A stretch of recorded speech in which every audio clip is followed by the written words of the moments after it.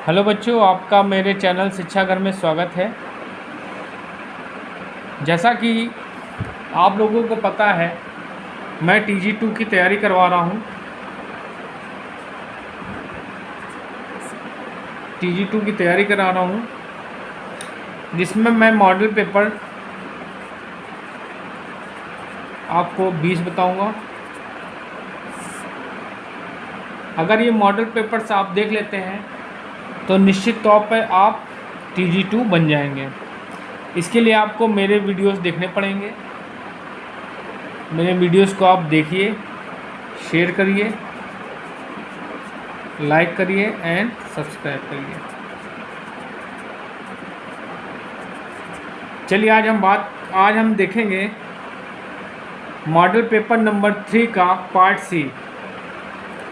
ठीक है बच्चों, जिसमें मैं आपको 50 इम्पॉर्टेंट क्वेश्चन बताऊंगा। चलिए स्टार्ट करते हैं। जीना डायड को सदैव डैश डैश अवस्था में संयोजित किया जाता है। Forward bias, reverse bias, series and parallel. तो बच्चों इसमें आंसर क्या होगा? Zener diode. तो इसमें क्या होगा? Reverse bias. आपका जो जीना डायोड होता है एक इकलौता ऐसा डायोड है जिसको हम लोग रिवर्स बायस में यूज़ करते हैं। ये रिवर्स बायस में क्या होता है? कंडक्ट करता है। ठीक है। और बाकी जो डायोड होते हैं वो क्या होते हैं? फॉरवर्ड में होते हैं। इसमें होते हैं फॉरवर्ड बायस में होते हैं।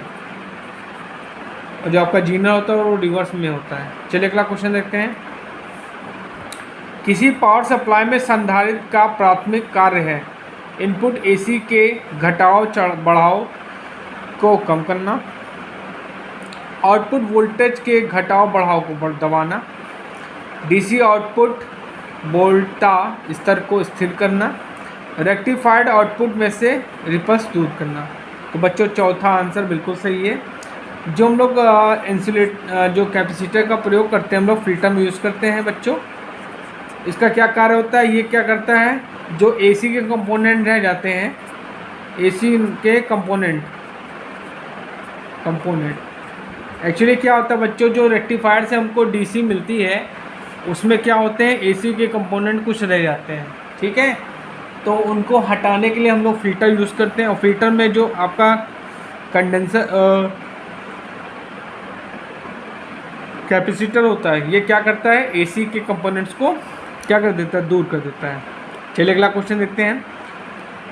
शुष्क सेल के स्थान पर DC सप्लाई प्रयोग करने का मुख्य कार्य क्या है? रिपल मुक्त आउटपुट, किफ़ायती, अधिक दक्षता, सचलता। तो बच्चों आंसर क्या होगा? किफ़ायती। चलिए अगला क्वेश्चन देखते हैं। एक ब्रिज रेक्टिफायर में निवेश और निर्गत संयोजनों को अंतः परिवर्तित किया गया। स्विच खोलने पर क्या होगा? दिष्ट धारा अत्यधिक अल्प होगी, दिष्ट धारा निर्गत निर्धारित मान का आधा रह जाएगी, सभी डायोड अति तृप्त हो जाएंगे, लघुपथ हो जाएगा। तो बच्चों आंसर आपका सेकंड सही है। दिष्ट धारा निर्गत निर्धारित मान का आधा रह जाएगा। चलिए अगला क्वेश्चन देखते हैं। वोल्टा नियंत्रक के लिए उपयुक्त युक्ति है। Schottky diode, zener diode, varactor diode, tunnel diode. तो बच्चों आंसर क्या होगा? Zener diode. ठीक है। इसको वोल्टेज रेगुलेटर के रूप में यूज़ करते हैं, के रूप में जीना डायोड। ठीक है। चलिए अगला क्वेश्चन देखते हैं। जीना डायोड में रिवर्स ब्रेकडाउन प्रक्रिया को डैश डैश कहते हैं। Avalanche effect, Hall effect, tunnel effect, Seebeck effect. तो बच्चों क्या कहते हैं? इसको एवलांची इफेक्ट कहते हैं। चलिए अगला क्वेश्चन देखते हैं। आदर्श डायोड होता है current control register, voltage control register, neither current control register, neither voltage control, ठीक है, रजिस्टर, नन। तो बच्चों आंसर क्या होगा? ना ये करंट कंट्रोल होता है, ना ये वोल्टेज कंट्रोल होता है। चलिए अगला क्वेश्चन देखते हैं। डायोड का फॉरवर्ड रेजिस्टेंस होता है इनफाइनाइट होता है, हाई होता है, लो होता है और जीरो होता है। तो बच्चों क्या होता है? लो होता है। रेजिस्टेंस क्या होगा आपका? लो होगा। अगर रेजिस्टेंस लो नहीं होगा तो करंट फ्लो जल्दी से नहीं होगी। ठीक है। चलिए अगला क्वेश्चन देखते हैं।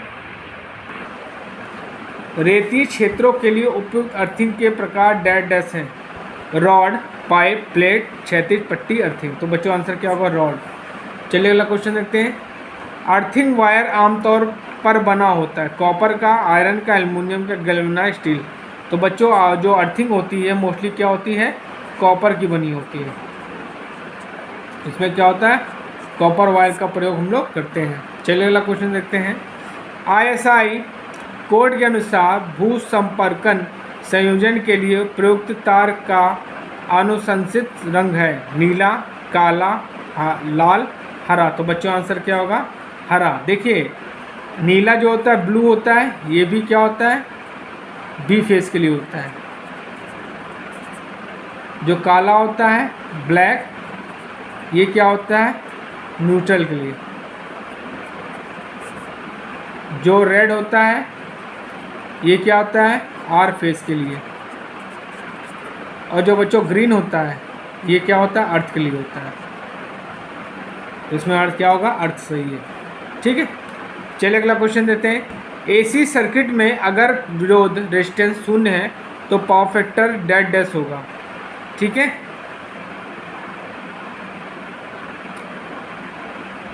-1, इनफाइनाइट, 0। तो बच्चों आंसर क्या होगा?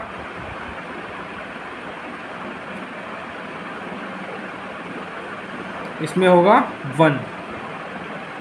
ठीक, बच्चों देखिए कैसे होगा?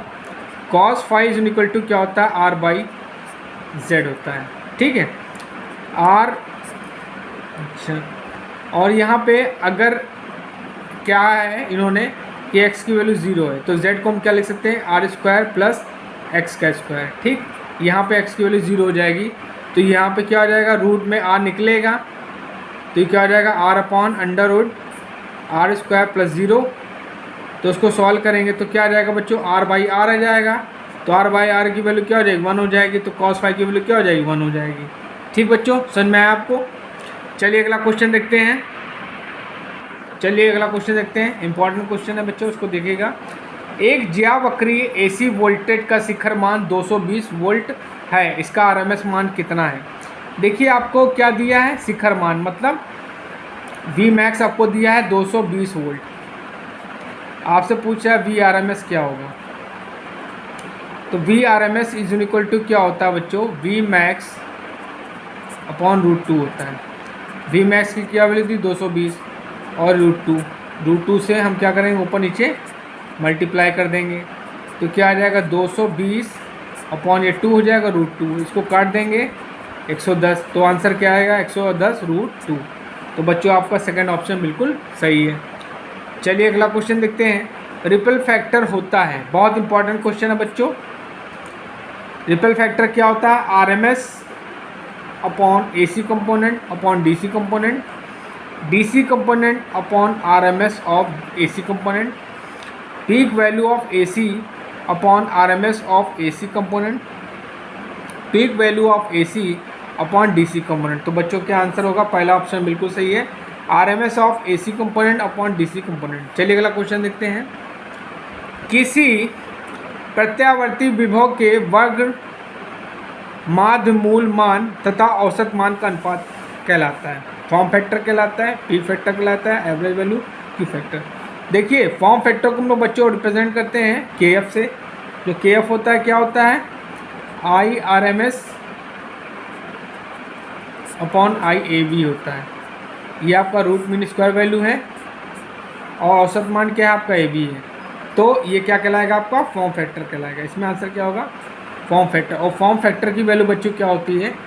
1.11 होती है। ठीक है, ये भी आपको आना चाहिए। चलिए अगला क्वेश्चन देखते हैं। प्रेरक लोड के आर पार अनुप्रयुक्त AC वोल्टा की आवृत्ति बढ़ने पर प्रेरक प्रतिघात कैसे बदलता है? Increase linearly, decrease linearly, remain the same, increase proportionally to the square of the frequency. Linearly जो होगा ये इंक्रीज होगा। देखिए क्या होता है कि XL इज इक्वल टू क्या होता है? 2πFL होता है। ठीक है, जब ये क्या होगा? ये बढ़ेगा तो आपकी क्या होगी, फ्रीक्वेंसी भी बढ़ेगी। ठीक है, ठीक।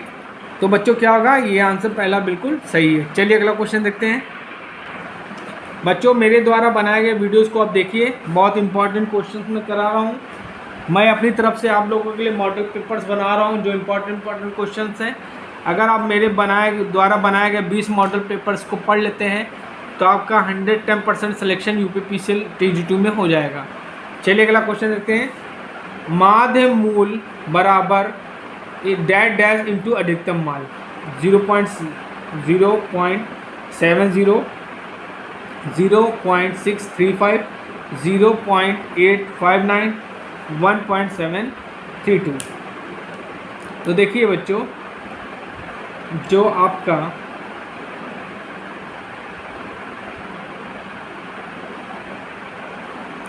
जो RMS वैल्यू होती है वो क्या आती है, 0.707 इंटू IMAX होता है।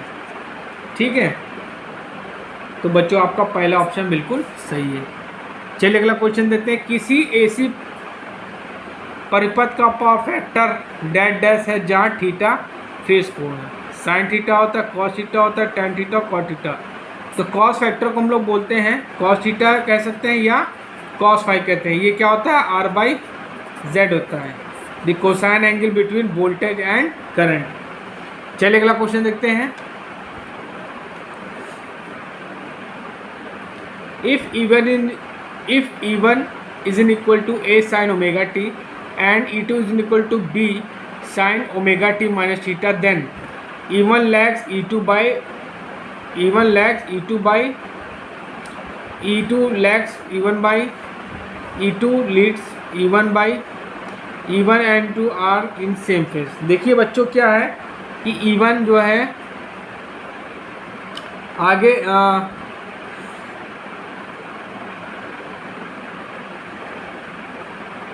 तो बच्चों इसमें आंसर क्या होगा, सेकेंड ऑप्शन बिल्कुल सही है। चलिए अगला क्वेश्चन देखते हैं। निम्नलिखित में से कौन सा सत्य है, KW is equal to KVA, KVA is equal to KW into power factor, KW is equal to KV into power factor, KW equal to KVA into power factor. तो जो बच्चों किलोवाट होता है वो क्या होता है, KVA cos फाई होता है। ठीक है, तो इस हिसाब से बच्चों आपका चौथा ऑप्शन बिल्कुल सही है। बहुत इंपॉर्टेंट क्वेश्चन है बच्चों, इसको जो देखिएगा। चलिए अगला क्वेश्चन देखते हैं।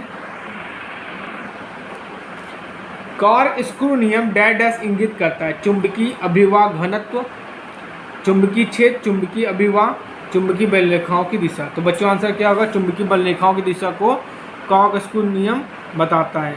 चलिए अगला क्वेश्चन देखते हैं। फ्लेमिंग के दाएं हाथ का नियम क्या दर्शाता है, कंडक्टर की गति, प्रेरित EMF की दिशा, चुंबकीय प्रवाह की दिशा, जनरेटर की गति। तो बच्चों आंसर क्या होगा, प्रेरित विद्युत वाहक बल की दिशा। चलिए अगला क्वेश्चन देखते हैं। अभिवाह घनत्व की इकाई क्या है, एम्पियर, फेरे, हेनरी, वेबर, टेस्ला। तो बच्चों आंसर क्या होगा, टेस्ला। चलिए अगला क्वेश्चन देखते हैं। एक चुंबकीय क्षेत्र में रखे हुए धारा प्रवाहित करने वाले एक कंडक्टर पर लगने वाले बल की दिशा द्वारा दर्शाई जाती है। फ्लेमिंग के बाएं हाथ का नियम, कागसूक का नियम, फैराडे का नियम और नन। तो बच्चों आंसर क्या होगा, फ्लेमिंग के बाएं हाथ का नियम। देखिए ये क्या करता है, EMF को इंड्यूस करेगा। EMF ये क्या करेगा, आपको चुंबकीय बल रेखाओं की दिशा दिखाएगा, बल रेखाओं की दिशा को बताएगा।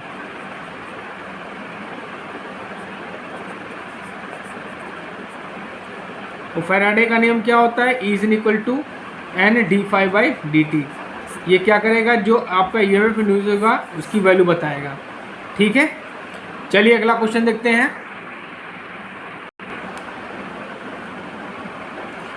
बिजली माध्यम नियंत्रक और उपभोक्ता विद्युत उपकरण युक्त सर्किट को डैश डैश कराता है, close circuit, short circuit, leakage circuit, open circuit. तो बच्चों आंसर क्या होगा, क्लोज सर्किट कहता है।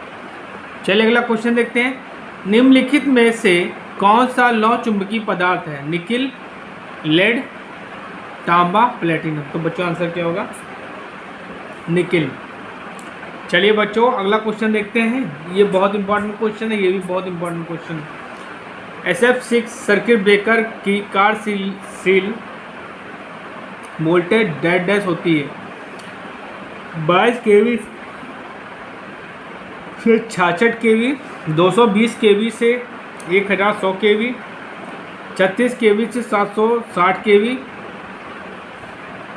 1 kV से 22 kV। तो बच्चों आंसर क्या होगा? 36 kV से 760 kV। चलिए अगला क्वेश्चन देखते हैं। तड़ित तो निरोधक डैश डैश के बीच जुड़े होते हैं।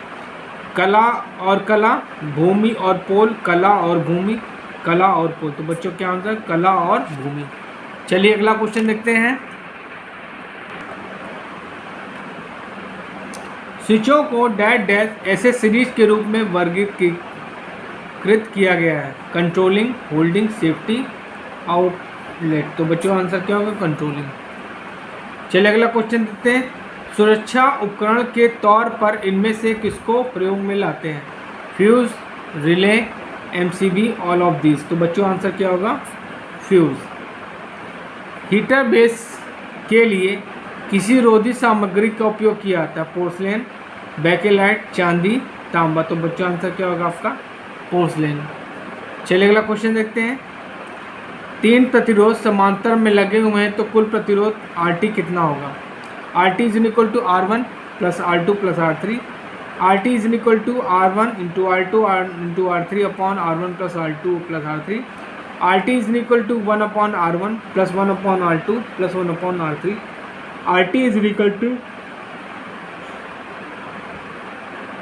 1 upon R1 plus 1 upon R2 plus 1 upon R3। देखिए समांतर में होंगे तो RT इज इक्वल टू क्या होगा? 1 upon R1 plus 1 upon R2 plus 1 upon R3। अब हम क्या करते हैं? RT को उधर लेते हैं, इसको उधर ले आएंगे तो RT इज इक्वल टू क्या हो जाएगा? 1 upon R1 1 upon R2 plus 1 upon R3। तो बच्चों ये आपका चौथा ऑप्शन बिल्कुल सही है। चलिए अगला क्वेश्चन देखते हैं। वाट प्रति घंटा इकाई है विद्युत की, ऊर्जा की, प्रतिरोध की, विभव की, इनमें से कोई नहीं। तो बच्चों आंसर क्या होगा? इनमें से कोई की नहीं है। ठीक है, देखिए विभव किसकी इकाई होती है?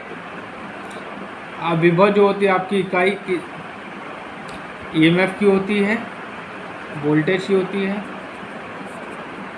प्रतिरोध की ओम होती है। ठीक है, ओम होती है।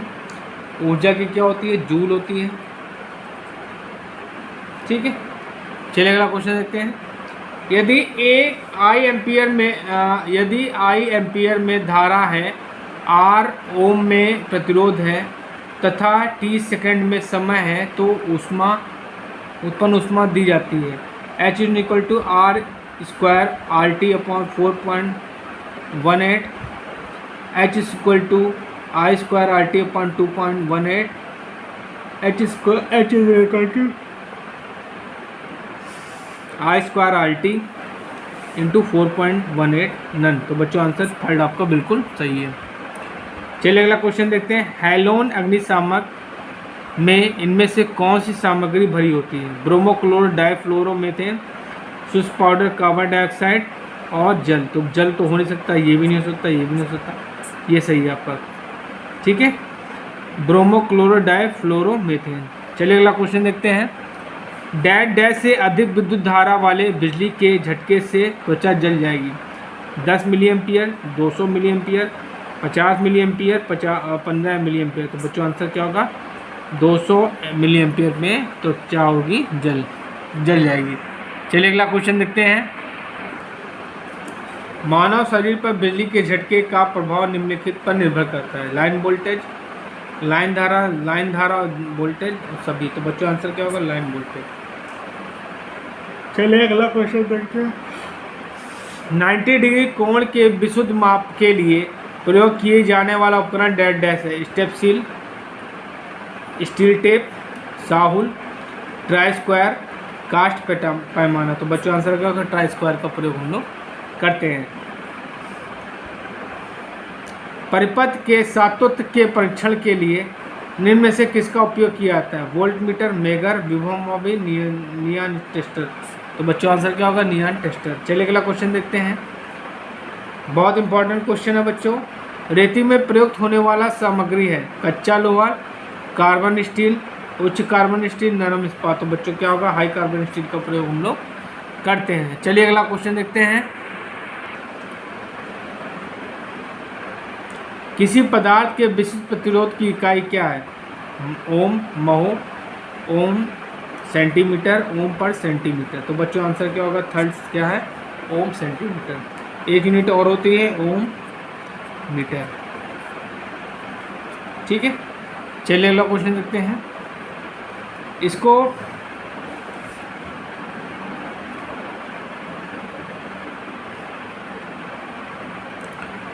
चलिए अगला क्वेश्चन देखते हैं। ओम के नियमानुसार धारा वोल्टेज के अनुपातिक होता है, प्रतिरोध का तापमान निरंतर होना चाहिए, वोल्टेज निरंतर रहता है और करंट बदलता रहता है, धारा वोल्टेज के विरुद्ध प्रभाव पाती है। तो बच्चों आपका सेकंड ऑप्शन सही है, विद्युत प्रतिरोध का तापमान निरंतर होना चाहिए। चलिए अगला क्वेश्चन देखते हैं। ग्रेफाइट से बने प्रतिरोध कहलाते हैं adjustable resistor, carbon resistors, fixed value resistor और टेप रेजिस्टर। तो बच्चों आंसर क्या होगा? कार्बन रेजिस्टर्स आपके कहलाते हैं। चलिए अगला क्वेश्चन देखते हैं। वो विभवांतर जो विसंवहन के भंग का कारण होता है डैश डैश कहलाता है breakdown voltage, permittivity, resistivity, dielectric strength. तो बच्चों आंसर क्या होगा? Breakdown voltage. चलिए अगला क्वेश्चन देखते हैं। बिजली की गति डैश डैश होती है।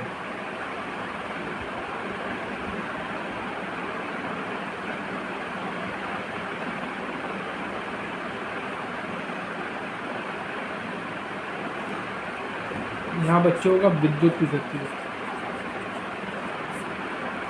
विद्युत की गति होती है, जो विद्युत की गति होती है बच्चों वो क्या होता है? प्रकाश की गति के लगभग बराबर होती है। आपका तो तीसरा ऑप्शन बिल्कुल सही है। चलिए अगला क्वेश्चन देखते हैं। उच्च तापमान में प्रतिरोध में वृद्धि दिखाने वाले पदार्थ में डैश डैश होता है उच्च स्थायित्व, उच्च रोधन, धनात्मक ताप गुणांक, ऋणात्मक ताप गुणांक। ठीक है, देखिए बच्चों जो आपका कंडक्टर होता है उसमें हम अगर टेम्परेचर बढ़ाएंगे, इंक्रीज करेंगे तो रेजिस्टेंस क्या होगा? बढ़ेगा। तो इनका जो ताप गुणांक होता है वो क्या होता है? पॉजिटिव होता है। जो कंडक्टर होते हैं उनका जो आपका जो ताप गुणांक होगा वो क्या होगा? पॉजिटिव होगा। और जो इंसुलेटर होता है, ये याद रखिएगा बच्चों, क्वेश्चन में से आता है।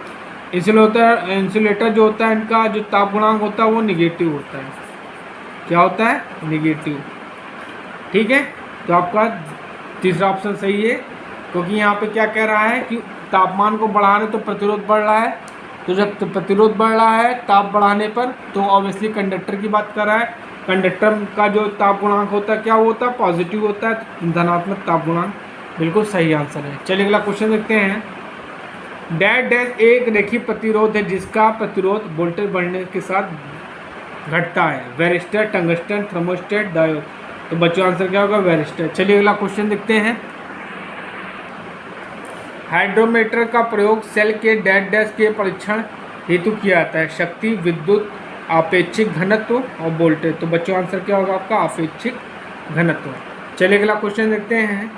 लेड एसिड बैटरी के विद्युत अपघट के में प्रयोग किया जाने वाला रसायन डैश डैश है। H2SO4, KCl, HCl, AgO2। तो बच्चों आंसर क्या होगा? H2SO4 सल्फ्यूरिक एसिड का प्रयोग हम लोग करते हैं। चलिए अगला क्वेश्चन देखते हैं।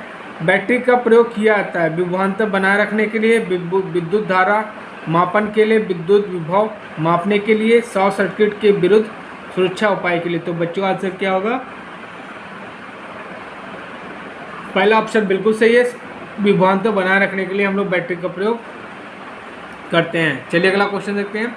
आवेशों के प्रवाह की दर को कहते हैं, आवेश कहते हैं, धारा कहते हैं, विभव कहते हैं, प्रतिरोध कहते हैं। तो क्या कहते हैं?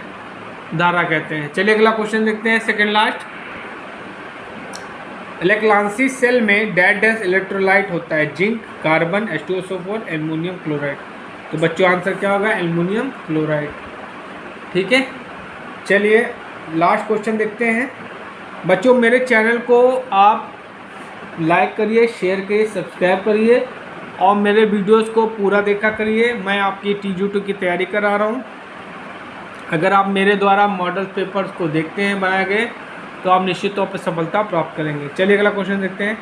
द्वितीयक सेल का मुख्य लाभ है कि इसे सचल विद्युत स्रोत के रूप में प्रयोग किया जाता है, इसे पुनः आवेशित किया जा सकता है, इसका मूल्य कम होता है, इसका आकार छोटा होता है।